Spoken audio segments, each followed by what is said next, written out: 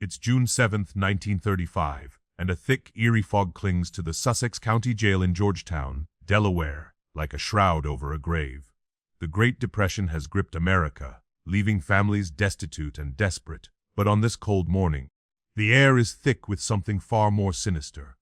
As the first hints of dawn struggle to break through the mist, May Carey, a 55-year-old widow, with a weathered face etched by years of hardship, steps into the jail yard, her black frock swaying slightly in the damp breeze.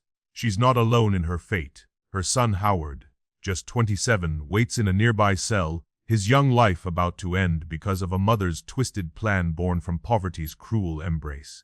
This isn't just any execution, it's a macabre double hanging, the first time in American history a mother and son meet their end on the same gallows, minutes apart.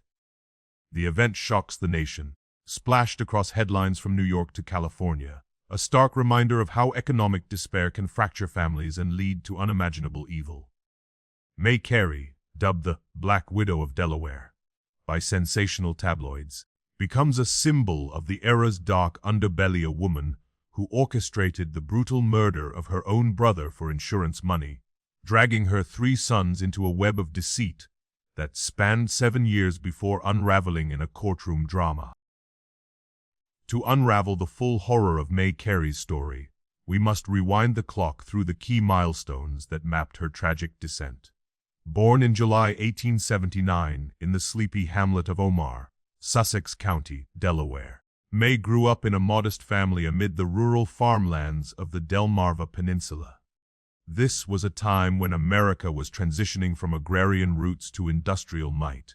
But, in places like Omar, life moved at a slower, harsher pace. Married in the early 1900s to a man named Carey, whose full details fade into historical obscurity, like so many forgotten spouses of the era, May became a mother to 3 boys. Howard around 1908, James around 1911, and Lawrence around 1913. By the 1920s, widowhood struck, whether through death or abandonment, plunging her into financial ruin. Living in Georgetown near her brother Robert's home in Frankfurt, May scraped by as a housewife. But the family's struggles mounted. Then came 1927, driven by desperation. She hatched a plot to kill Robert, her 55-year-old unmarried carpenter brother, for his 2,000 life insurance policy, equivalent to about 35,000 today. The crime went cold after its discovery later that year, allowing May to collect the payout and limp along for 7 years. But in December 1934, Lawrence's burglary arrest cracked the case wide open with his confession. A whirlwind trial in April 1935 sealed death sentences for May and Howard, life for James. And finally, the botched legacy, the 1935 hanging that horrified America and sparked debates on capital punishment's brutality. May Carey wasn't born a killer. She was forged by the unforgiving social furnace of early 20th century America. She represented an archetype of women caught in the vise of transition from the 19th to the 20th century, female, white, emerging from an ordinary working-class family in the rural Midwest-like enclave of Delaware, with no advanced education but a steely resilience that could bend but not break under pressure. Sussex County was a backwater of farms and small trades, where families like the Hitchens toiled in isolation, far from the booming cities. May's early life was one of quiet drudgery, helping on the farm, learning domestic skills, and dreaming perhaps of something more. But society had other plans. Women were expected to marry young, bear children, and submit. Her union with Carey produced the boys, but when he vanished from the picture, May joined the ranks of abandoned single mothers epidemic in the era, with divorce rates climbing but legal rights for women lagging. Without alimony or welfare, she embodied the lower working class, scraping by in manual and service roles that kept her invisible. In Alaska, no, May stayed put, but her story parallels the internal migrants flocking to gold rushes or factories for opportunity. Instead, she navigated Delaware's slow urbanization, a state of 238,000 souls, 85% white, blending agrarian traditions with emerging industries like poultry farming. Her demographics screamed gender inequality. Women hovered at 20–25% of the formal workforce, often funneled into underground economies. In frontiers like Sussex, female labor was exploited housekeeping, sewing, or worse. May's multiple marriages placed her in the widow category, rare but rife with suspicion in a patriarchal world. Black widows, women who allegedly offed husbands for gain, were tabloid fodder, from Belle Gunness to Lyda Southard. At 55 on death row, May was an anomaly. Capital punishment skewered men 97–98% of the time, with women executed only for heinous acts like familial murders. Her case echoed others' economic motive in a depression. In the shadowy annals of American true crime, few stories evoke the chilling blend of familial betrayal and economic desperation, quite like that of May Howard Hitchens Carey. To truly grasp how this seemingly ordinary Delaware housewife transformed into the architect of one of the state's most heinous murders, we must delve deep into her origins, peeling back the layers of a life marred by poverty, abandonment, and the unrelenting grind of rural existence. Born in July 1879 in the tiny, forgotten hamlet of Omagh, Sussex County, Delaware, May entered a world far removed from the glittering lights of urban America. Delaware's eastern shore in the late 19th century was a rugged patchwork of farms, swamps, and isolated communities, where the salty air from the Atlantic mingled with the earthy scent of plowed fields. Life here was hard-scrabble. Families like the Hitchens toiled from dawn to dusk, scratching out meager livings from the soil or local trades. May's father, likely a laborer or small-time farmer, instilled in his children the virtues of thrift and endurance, but the era's rigid social structures offered little room for ambition, especially for girls. Her brother Robert, born around 1872, would grow into a quiet, solitary figure. A carpenter and farmer who preferred the company of his tools to people. Growing up in this insulated bubble, May learned early the constraints of her gender. Women were destined to be homemakers, mothers, and silent supporters of men. Education was rudimentary. A few years in a one-room schoolhouse, memorizing Bible verses and basic arithmetic, with an emphasis on sewing and cooking rather than dreams of independence. But beneath her demure exterior, May harbored a resilience that would later twist into something darker, a survival instinct forged in the fires of rural isolation.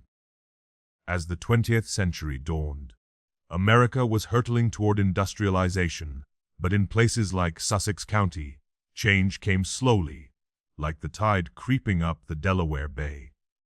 Railroads snaked through the region, bringing whispers of opportunity, but for young women like May, the path was narrow. In the early 1900s, she married a man named Carey, his full name and background lost to the fog of time, perhaps a local laborer or farmhand, unremarkable in the grand scheme but pivotal in hers. The union was typical of the era, hasty, practical, aimed at stability rather than romance. By 1908, May had given birth to Howard, followed by James around 1911 and Lawrence around 1913. The family settled in Georgetown, a modest town near Frankfurt where Robert lived, in a wooden frame house that creaked under winter winds, complete with an outhouse, wood-burning stove, and the constant hum of rural life. May threw herself into the role of housewife, managing the household on a shoestring budget amid the economic turbulence following World War I. Groceries were rationed, clothes mended until threadbare, and the boys raised with stern discipline. Prohibition hit in 1920, turning Delaware's backroads into bootlegger havens, with moonshine stills hidden in the pines and speakeasies whispering temptations. The Careys steered clear, but the era's lawlessness seeped into the air, a subtle undercurrent of moral decay that would later provide cover for May's scheme. Tragedy struck in the mid-1920s, when Mr. Carey vanished from the picture, whether through death from illness or accident, or simple abandonment. Records remain frustratingly silent, a common gap in the histories of working upper-class families. Suddenly, May was a widow, thrust into the precarious world of single motherhood in an unforgiving society. The 1920s, often romanticized as the Roaring Twenties, were anything but for rural Americans like her. Farm prices plummeted after the war, the stock market's boom bypassed the countryside, and the Great Depression's shadows loomed long before 1929. Sussex County, with its population of hard-working folk mostly white, Protestant, and conservative, offered no safety net. Widows were expected to remarry quickly or rely on charity, but May, proud and resilient, soldiered on. She took in sewing or laundry work when possible, her hands calloused from scrubbing and stitching late into the night by kerosene lamp. Howard, the eldest at around 19 by 1927, picked up odd jobs, perhaps hauling produce or helping on farms to supplement the family income. James and Lawrence, still teens, contributed by chores, but the pressure mounted. Bills piled like autumn leaves, rent for their modest home, food for growing boys, clothes that wore out too fast. Society viewed single mothers with a mix of pity and suspicion. Were they virtuous victims or moral failures? May felt the sting, her once stable life crumbling under the weight of economic despair. Delaware in the 1920s was a microcosm of America's divides. While Wilmington buzzed with industry, rural Sussex lagged, its 223,000 residents, 85% whitey, clinging to agrarian ways amid slow modernization. Poultry farming was emerging, but for families like May's, it meant backbreaking labor with little reward. Prohibition added another layer. Bootlegging became a shadow economy, with rum runners and speakeasies tempting the desperate. May resisted, but the era's moral ambiguity perhaps planted seeds of rationalization. Her brother Robert, living frugally on his Omar farm, became an unwitting focal point. Unmarried at 55, he owned a modest life insurance policy worth $2,000, naming May as beneficiary, a sum that could erase debts, buy clothes, even a car for Howard. In today's dollars, that's about $35,000, a fortune for a struggling widow. By 1927, as the Depression's precursors hit bank failures, crop surpluses, May's mind turned dark. Whispers over the kitchen table evolved into a plot: kill Robert, stage it as a bootleg robbery, collect the payout. She pressured her son's relentless lie Howard with promises of a shiny new automobile. James and Lawrence with threats of family ruin if they refused. The boys, impressionable and loyal, were drawn in, tracking Robert's routines at the local store, selecting weapons like a wooden stick for bludgeoning, a sledgehammer for finality, and a gun for certainty. This wasn't a spur-of-the-moment act. It was a calculated conspiracy, a mother's desperate bid to save her family that would instead destroy it. Historians of true crime often point to cases like May's as emblematic of how financial motives drove female-perpetrated murders in the era. Women, barred from many jobs and burdened by children, turned to insurance scams or inheritance plots when corners tightened. May's life mirrored this, from innocent farm girl to overburdened mother. Her path was paved with societal barriers. Gender roles confined her: homemaker first, provider second, leaving few escapes from poverty. Her story, steeped in the quiet desperation of rural America, sets a foreboding stage for the horror ahead, a night of familial bloodshed that simmered undetected for years, only to explode in confessions and courtroom drama. As we peel back these layers, the question lingers: was May a monster, or merely a product of a world that offered no mercy to the vulnerable? In the fading light of late 1927, as the leaves turned crimson and gold across the rural backroads of Sussex County, Delaware, May Carey's quiet desperation had curdled into something far more sinister: meticulously plotted murder that would tear her family apart and haunt the state for generations. This wasn't the work of a hardened criminal or a deranged outsider. It was a domestic horror story, born from the grinding poverty of the pre-Depression era. where a mother's love twisted into coercion, and blood ties became chains of complicity. May, a 48-year-old widow scraping by in Georgetown with her 3 sons, had fixed her eyes on her brother Robert Hitchens as the key to salvation. Robert, 55 and unmarried, lived a solitary life in a modest farmhouse in Omar, just a short drive away. A quiet carpenter by trade and farmer by necessity, he rose with the sun to tend his crops and mend fences. His evenings spent in peaceful isolation with a pipe, and perhaps a forbidden sip of moonshine, prohibition be damned. Childless and reclusive, Robert was the perfect target, predictable in his routines, with no close kin to question his sudden disappearance, and most crucially, insured for 2,000 a fortune in those days, equivalent to about 35,000 today, enough to pay off debts, buy clothes for the boys, and maybe even a shiny new Ford for Howard. May's financial woes had been building like storm clouds over the Delmarva Peninsula.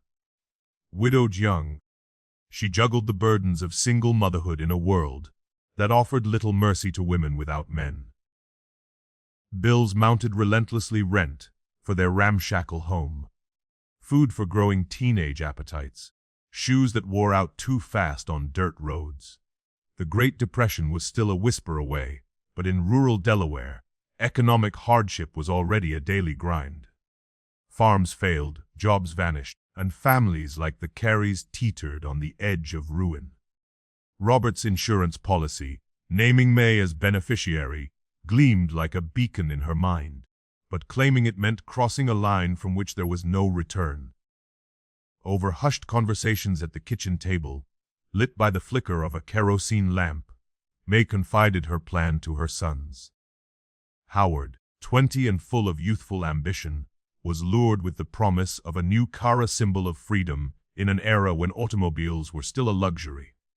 James, 16 and impressionable, and Lawrence, just 14 and wide-eyed, were roped in with a mix of maternal guilt and threats. "We'll lose everything if we don't do this," she'd whisper, her voice a blend of desperation and authority. The boys, bound by loyalty and fear, became unwilling accomplices. They scouted Robert's habits, his regular trips to the local general store for supplies, his predictable return home by dusk. Weapons were selected with chilling pragmatisms: a sturdy wooden stick for the initial takedown, a heavy sledgehammer for lethal force, and a revolver for absolute certainty. To mask the crime, they'd stage it as a bootleg robbery. Prohibition, in full swing since 1920, had turned Delaware into a hotbed of illicit alcohol trade, with rum runners and speakeasies making such violent disputes, all too plausible. Smashed bottles, poured whiskey, and ransacked drawers would divert suspicion to phantom bootleggers. November 7, 1927, dawned crisp and unremarkable, but as twilight descended, Sussex County transformed into a stage for unimaginable horror. The air was chilly, carrying the scent of fallen leaves and distant wood smoke, a typical autumn night in this quiet corner of America. Lawrence, the youngest, was assigned lookout duty at the local store, a weathered wooden building where locals swapped gossip over barrels of flour and cans of beans. His heart raced as he watched Robert, oblivious, purchase his evening staples, perhaps a loaf of bread, some tobacco. Hayes heading home, Lawrence whispered to himself, slipping away to report back. Meanwhile May, Howard, and James crept toward Robert's farmhouse under cover of darkness, their breaths visible in the cold air, footsteps muffled on the dirt path. The house was a simple affair: clapboard walls, a sagging porch, and a kitchen that doubled as the heart of the home. They hid in the shadows of that kitchen, hearts pounding like war drums, the weight of their plan pressing down like the fog that would later cloak their getaway. Around 9:30 p.m., Robert's key turned in the lock. He stepped inside, perhaps humming a tune from his youth, groceries in arm, completely unaware that death lurked in his own home. The ambush was swift and savage. As Robert crossed the threshold, the trio pounced. He tried to flee, his calloused hands slamming against the door in a frantic bid for escape. But Howard and James pinned him there, their young strength overpowering his aging frame. Panic flashed in Robert's eyes, betrayal from his own kin. Howard struck first, the wooden stick cracking against Robert's skull with a sickening thud, blows raining down on his head and torso like hail on a tin roof. Robert crumpled, unconscious but alive, blood pooling on the worn floorboards. May, her face a mask of grim resolve fueled by years of pent-up desperation, seized the sledgehammer, a tool meant for building, now twisted for destruction. She swung it with force, delivering crushing strikes to his skull, inflicting 16 gruesome wounds, 4 of them fatal. Bone cracked, blood splattered the walls in arcing sprays, Robert's cries brief, guttural echoing through the empty house before silencing forever. To ensure no miracle revival, Howard leveled the revolver and fired 2 shots into his uncle's head, the reports muffled by the remote location. The kitchen reeked of gunpowder and coppery blood, a scene straight from a nightmare. But the horror wasn't over. The cover-up began. Drawing on the era's prohibition paranoia, they doused Robert's body with whiskey from a hidden flask, the sharp scent masking the metallic tang of death. Glasses were shattered across the floor, drawers yanked open, and contents strewn about, papers, tools, a few dollars to simulate a robbery gone awry. Bootleggers, after all, were the bogeymen of the time, their violent disputes over illicit liquor, a common headline. The family burned their blood-soaked clothes in a backyard bonfire, flames licking the night sky as evidence turned to ash. Weapons were buried in the nearby woods, swallowed by the earth. Lawrence arrived post-feed, his face pale, helping with the final cleanup smears, straightening the chaos just enough to look authentic. The 4 returned home under the cover of stars, hearts pounding not just from fear, but from the unbreakable bond of shared guilt. They whispered assurances, "No one will know. We're safe now." The murder was as brutal as it was intimate, a betrayal of blood for cold cash. Robert's isolated existence meant discovery lagged. His body lay undiscovered for 2 days, the farmhouse silent save for the ticking clock that stopped at 9:53 p.m., frozen at the moment of assault. On November 9, Howard stumbled upon the scene while visiting, his feigned shock convincing as he alerted the police.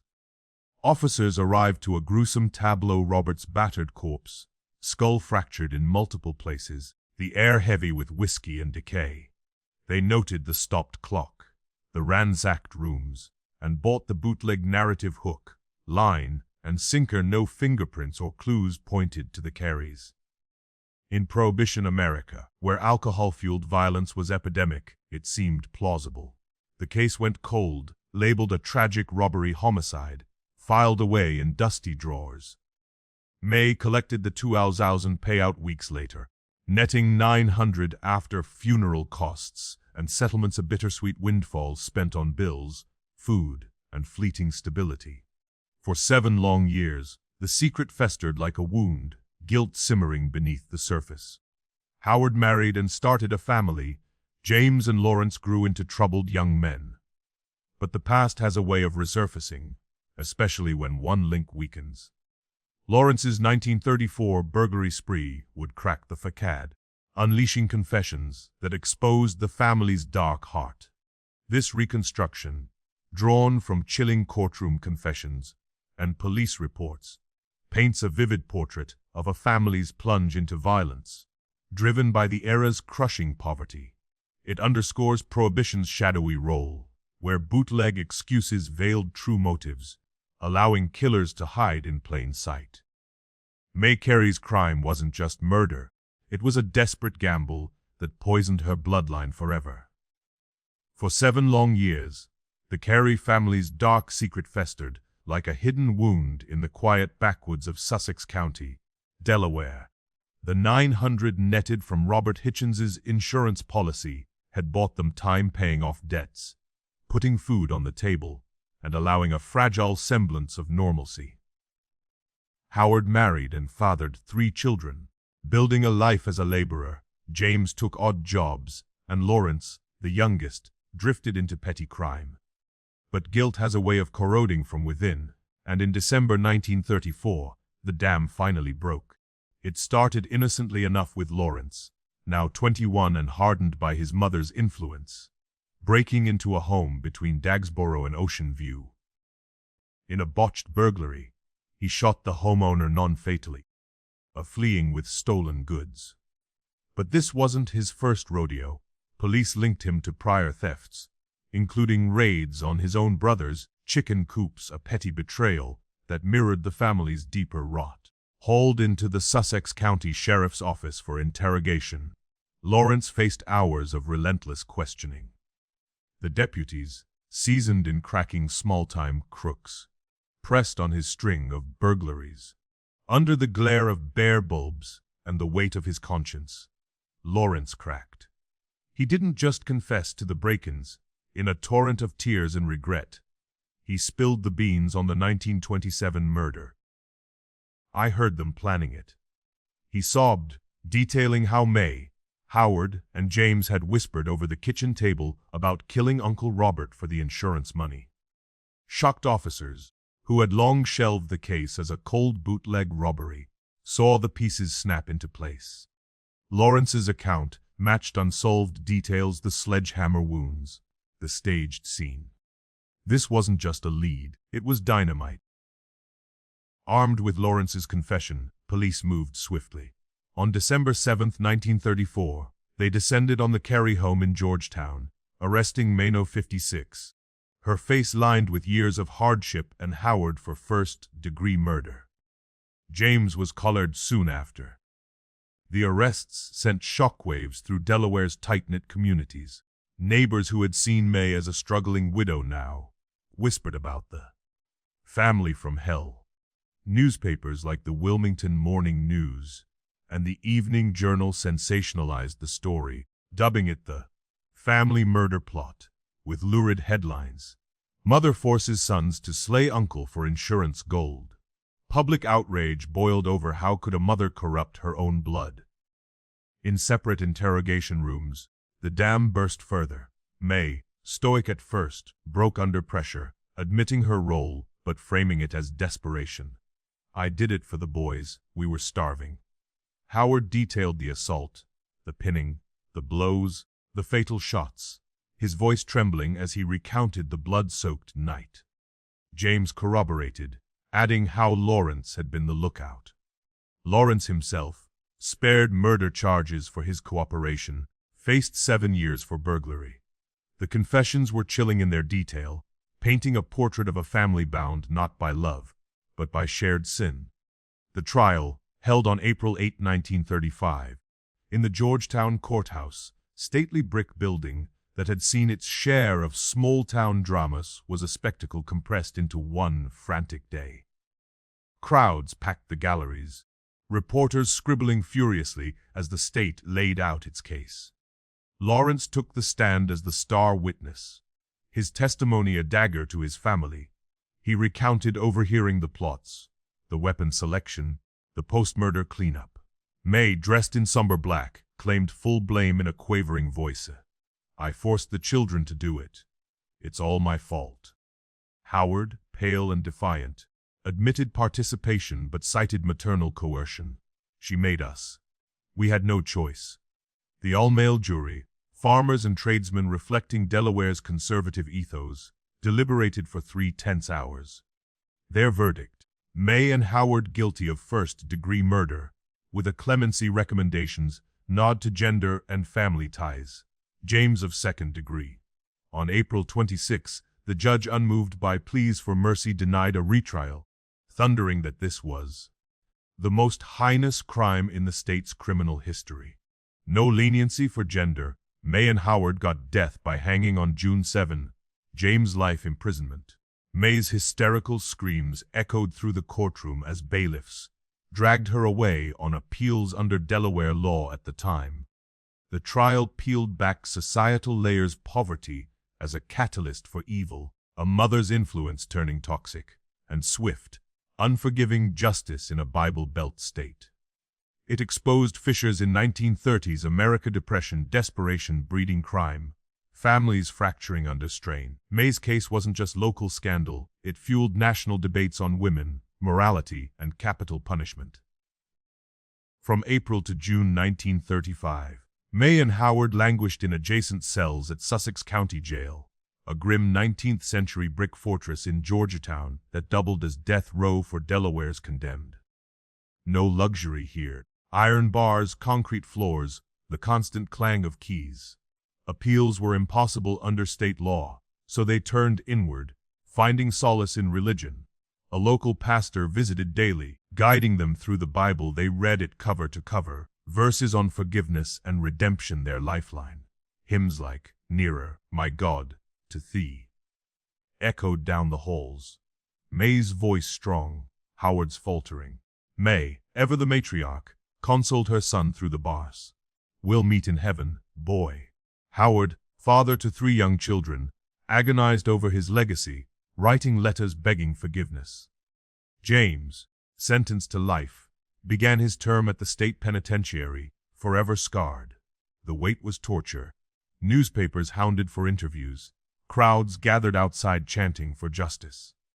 Yet May defied despair. Her final defiance a quiet faith that masked the horror ahead. The night of June 67 unfolded like a somber vigil. Their last meal, cake and ice cream, a child's treat in a grim setting, arrived at dusk. They ate slowly, discussing the afterlife. "God will understand our desperation," May whispered.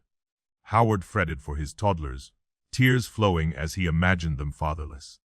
A spiritual advisor stayed late, leading prayers until midnight. Sleep came fitfully, interrupted by foghorns from the bay and their own whispers of regret. June 7 dawned foggy, the yard shrouded like a ghost story. Crowds swelled outside the jail, reporters straining for glimpses. May went first at 5:02 a.m., led by the sheriff through the mist. In her new black dress, white ribbon, a poignant accent, she paused at Howard's cell. "Goodbye, my boy." Ascending the 13 steps unaided, she faced the noose with composure born of resignation. Final words, "My way is clear. I have nothing to say." The trapdoor sprang at 5:07, her neck snapped clean, body hanging 17 minutes before death at 5:24. Howard followed at 5:31, his knees buckling as he mounted the gallows. His plea, "What I did was against my will. I hope to see my 3 little ones on the other side." Hanged at 5:41, dead by 6:00. No autopsies, bodies rushed to St. George's Cemetery under guard, buried in unmarked graves to deter ghouls. This double hanging, Delaware's last public-style execution, ignited national outrage. Editorials decried the barbarity, fueling anti-death penalty movements. Though capital punishment lingered until 1996, May's case endures as a tale of desperation, betrayal, and unyielding justice. A mother's love turned lethal. And so concludes the chilling saga of May Carey, Delaware's infamous Black Widow, whose desperate plot for insurance money shattered her family and etched a grim chapter in American true crime history. From rural poverty to a mother-son execution, her story exposes the dark underbelly of depression, era desperation, familial betrayal, and unforgiving justice. It raises haunting questions. How far would poverty push you? If this tale of twisted love and lethal greed gripped you, smash that like button, share with fellow true crime aficionados, and subscribe for more riveting reconstructions from history's shadows. Don't miss our next video. Stay tuned for more spine-tingling stories!